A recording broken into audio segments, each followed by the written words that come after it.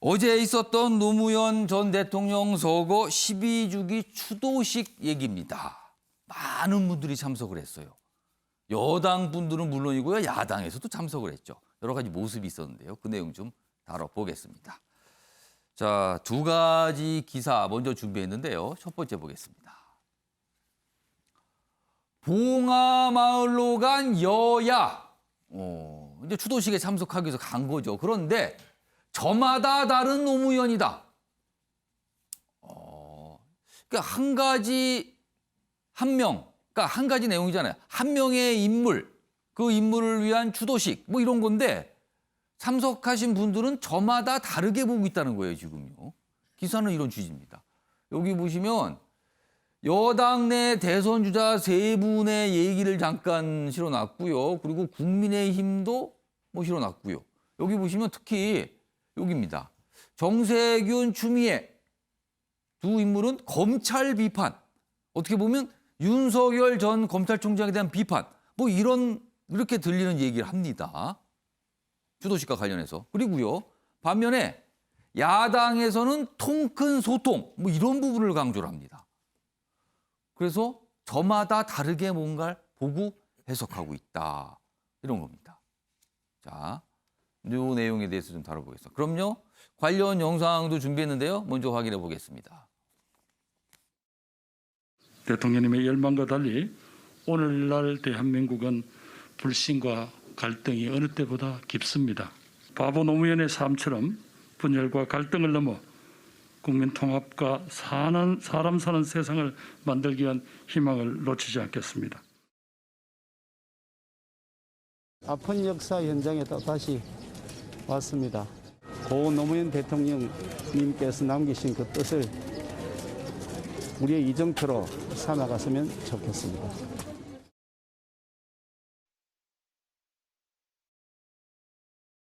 모든 권한을 가진 검찰이 직접 정치를 한다는 것은 민주주의의 위기를 초래하는 것이 역사가 증명을 하는 것이죠.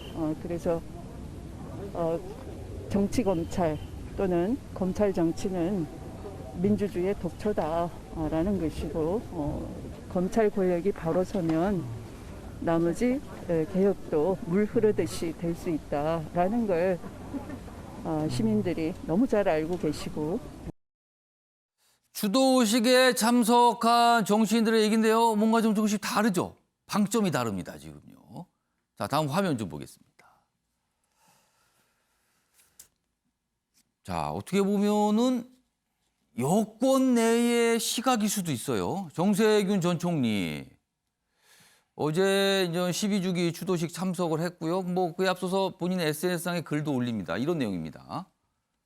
당신을 정치적으로 타살한 세력이 반칙과 특권으로 바로 하려 한다. 이거 누굴 얘기한 걸까요, 지금? 정치 검찰의 검찰 정치, 대한민국의 검찰 공화국 전락을 내버려 두지 않겠다. 시청자 여러분께서 특히 이제 시사 이런 내용을 좀 많이 접하신 분께서는 떠올리실 인물이 있을 거예요, 지금. 누군가를 분명히 겨냥한 얘기입니다, 이거는요.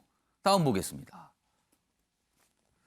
자, 반면에요. 유승민 전 의원. 역시 여기는 야권의 대선 잠룡으로 꼽히죠. 노 전 대통령은 특권과 반칙이 없는 세상을 꿈꿨다. 살아계셨다면 공정이 무너지고 거짓과 위선이 판을 치는 현 정권의 모습에 실망했을 것이다. 똑같이 노무현 전 대통령을 얘기를 합니다. 그러나 바라보는 지점은 완전히 다릅니다, 지금요. 그래서 아까 저마다 다른 이런 표현이 언론에 등장했습니다. 여기도 누군가가 떠올릴 수가 있을 것 같아요, 여기도요. 지금 겨냥하는 부분이요. 이 얘기 좀 해보겠습니다. 최영철 편집위원. 네. 제가 단도직입적으로 얘기를 하겠습니다. 여야가 노무현 정신을 얘기합니다. 그러면서 겨냥하는 것은요. 여당에서는 윤석열 전 검찰총장을 정면으로 겨루고 있고요.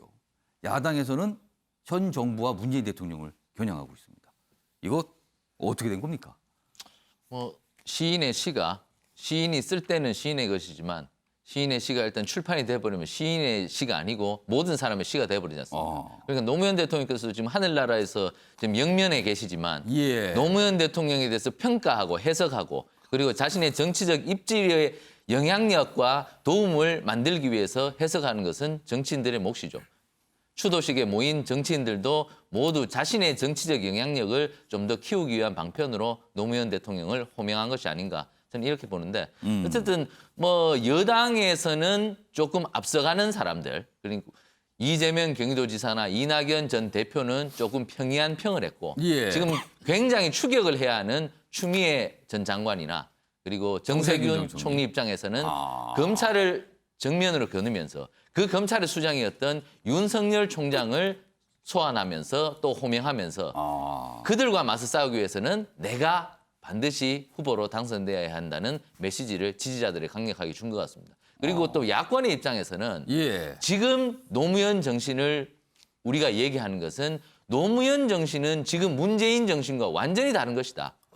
노무현 정신을 본받고 계승한다고 해서 집권한 예. 문재인 정부가 계승하기는커녕 노무현 정신을 짓밟았다는 그러한 메시지를 던지면서 반드시 정권 교체를 통해서 오히려 노무현 정신을 계승하고 발전시키겠다는 그러한 신호를 강력하게 발신한 것 같아서 어제 뭐 여야가 한 마음으로 달려갔지만 예. 모든 해석은 너무나 달라서 참 재미있는 장면이기도 했습니다.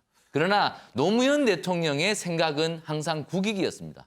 정치인들이 진영 논리에서 벗어나서 아까 윤경호 의원님 말씀하셨다시피 한미 FTA를 결단한 것은 노무현 정신이었다. 예. 그 노무현 정신은 항상 진영을 생각하지 않고 그때 한미 FTA를 당시 이정우 정책실장이나 심지어 뭐 유시민 노무현재단 이사장도 예. 반대를 했다고 그래요. 당시에. 하지만 그러한 측근들의 반대를 과감히 뿌리치고 국익을 위해서 과감히 한 발짝 움직였던 노무현 대통령의 그 큰 발걸음을 지금 정치인들이 자신이 집권한다면 크게 본받아야 될 것이 아닌지 저는 이렇게 생각합니다. 관련 기사는 더 있는데요. 내용 좀 보겠습니다. 여기 보면 뭐 이런 내용, 여러분들 전체적인 내용이죠. 다음 기사 보겠습니다. 여기 보면은 이 기사 말고 이 야당을 다룬 기사가 좀 있었는데 그 내용은 좀 준비가 좀 안 됐나 보네요. 야당에서 아까 영상을 좀 확인해 봤는데 노무현 정신을 얘기를 하면서 현 정부를 굉장히 비판했거든요. 김지옥 교수님. 그 야당의 비판을 들으면 여당은 어떤 생각을 할 것 같습니까? 뭐 일단 노무현의 꿈이라고 얘기하는 부분에 대해서 저는 이번에 여야가 나름대로 다른 시선일지 모르겠습니다만 과거와는 다르게 나름대로 노무현 대통령이 걸어온 길에 대해서 긍정적인 평가를 했다는 측면에서는 상당히 의미가 있다고 생각을 합니다. 예를 들면. 근데 하지만 이제 문제는 노무현 정신을 자기 개인 정치적인 이익을 위해서 활용하고 있는 측면들도 분명히 있다는 생각이 들어서요. 뭐 여당 같은 경우는 다 아시겠습니다만 이제 7월부터 경선이 시작되게 됩니다. 특히 이제 후보주자들 같은 경우는 후보주자로서 예를 들면 팬덤 정치를 통해서 자기가 상승할 수 있는 여력을 만들기 위해서 소위 윤석열이라고 하는 전 검찰총장을 대적점으로 만들어내서 자기 지지를 끌어내려고 하는 측면들이 분명히 있는 것 같은데요. 제가 볼 때는 노무현 전 대통령의 꿈은 제가 볼 때는 국민의 삶이 아니었을 거라 생각이 들기 때문에 예. 좀 번지수는 좀 틀렸다는 생각이 드는 거고 저는 뭐 야당 같은 경우는 적어도 예를 들면 호남이나 중도층 공략을 위해서 노무현 정신에 대해서 좀 제기하고 있는 것 같아요. 다 아시겠지만 TK 지역주의라고 하는 측면들 그다음에 상당히 약간 좀 극우적이고 보수적인 이미지가 분명히 있고 이런 측면이 있어서 예. 그것들을 나름대로는 해소하기 위한 노력들을 하고 있다는 측면에서 예를 들면 지금 여야 모두 마찬가지지만 노무현 정신을 통해서 김기현 원내대표가 얘기했던 것처럼 좀 진영 논리를 넘어선 통합의 길 갔으면 좋겠다라는 생각을 분명히 합니다만 여전히 제가 볼 때 저런 검찰개혁 다 아시겠습니다만 이 정부 들어와서 검찰개혁 같은 경우는 공수처 설치가 됐고요. 검경수사권 조정이 됐기 때문에 일정한 성과가 분명히 있습니다. 그리고 그 이후에 문제가 됐던 부분들 같은 경우는 예를 들면 검찰이 적폐 수사를 했었고 그 적폐 수사 쪽에서 전직 대통령을 기소해서 구속되기도 했기 때문에 저는 상당 부분 예를 들면 왜 이 상황에서 노무현 정신을 제기하면서 검찰에 대한 문제를 여당이 제기하는지 좀 이해가 좀 안 되는 측면들이 분명히 있어요. 예. 그걸 뛰어넘어야 생각이 드는 거고요. 야당도 마찬가지입니다만 소위 봉화마을 내려가서 통합을 말씀하셨으면 저는 여의도에 올라오셔도 통합을 말씀하시고 갈등보다는 소위 국민의 삶을 위한 새로운 정치들의 길을 걸었으면 좋겠는데 문제는 바로 앞에 양당 모두 대선 경선이 있다라고 하는 측면에서 갈등이 있을 수밖에 없다는 생각이 들고요. 그래서 뭐 더 중요하게는 말씀하셨던 2009년도 또 아시겠습니다만 5월 달에는 노무현 대통령이 그다음에 8월 달에는 김대중 대통령이 소위 저장을 가셨는데 핵심적으로는 좀 행동하는 양심과 깨어있는 시민이라고 하는 가치들을 더 중요하게 생각했으면 좋겠다. 뭐 검찰 개혁이나 아니면 예를 들면 중도층으로 확장 이런 것들보다는 아주 본론적인 의미에서 그날의 그 의미들 갖다가 잘 새길 수 있는 것으로 말씀을 하시는 게 국민을 위해서도 더 좋은 방법이 아닐까 생각을 하게 됩니다. 그러니까 이 제목대로 저마다 다르게 지금 해석하고 있는 상황입니다. 그리고 특히나 대선 경쟁을 앞두고 있는 상황에서 뭔가 김종혁 교수님 지적대로 뭔가 활용하는 측면도 분명히 있어 보인다. 이렇게 또 언론들은 해석하고 있습니다. 자, 내용 좀 이 정도로 마무리하고요.